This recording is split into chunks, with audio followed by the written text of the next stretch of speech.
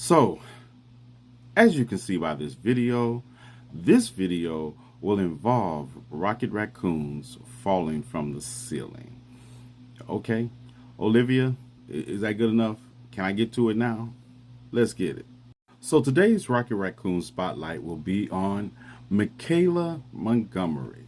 And if you all remember Michaela, she's the young black woman who says she just happened to meet Donald Trump with a group of other like-minded Rocket Raccoons at Chick-fil-A at an unscheduled stop in Atlanta. Yeah.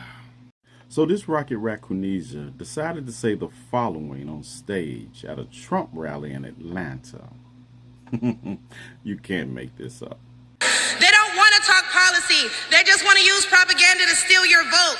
The left is trying to tout this woman as a savior for the black community, but all she's done is hurt the black community since she came into the game.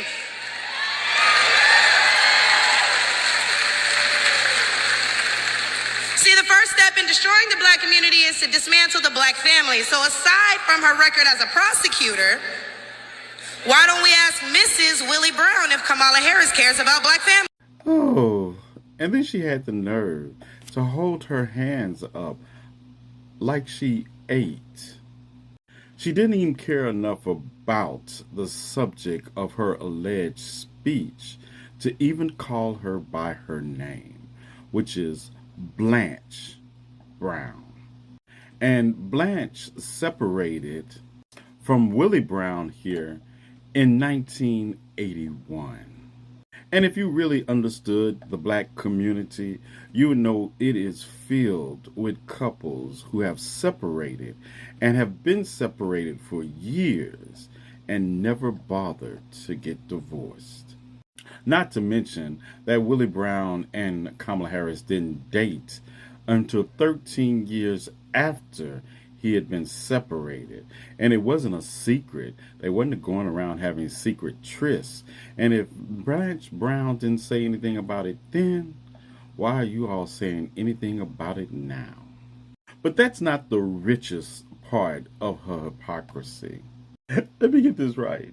You're on stage talking about the destruction of families, representing a man who on his first wife, Ivana, cheated on with his second wife, Marla Maples, who he cheated on with his third wife, Melania, while also having not one affair with an adult film star like Karen McDougal, but at least two affairs with adult film stars like Stormy Daniels, who he literally just got out of a trial while paying her $134,000 in hush money. And we're just going to speed past the 34 felony convictions he got in association with that hush money payment. Not going to mention the $5 million verdict he had to pay E. Jean Carroll for this. And we're also just going to speed past the $83 million verdict he had to pay for defaming her after what he had already done to her. And notice I didn't even mention his relationship with Jeffrey Epstein. And she thought she ate. Well, the only thing I have left is this.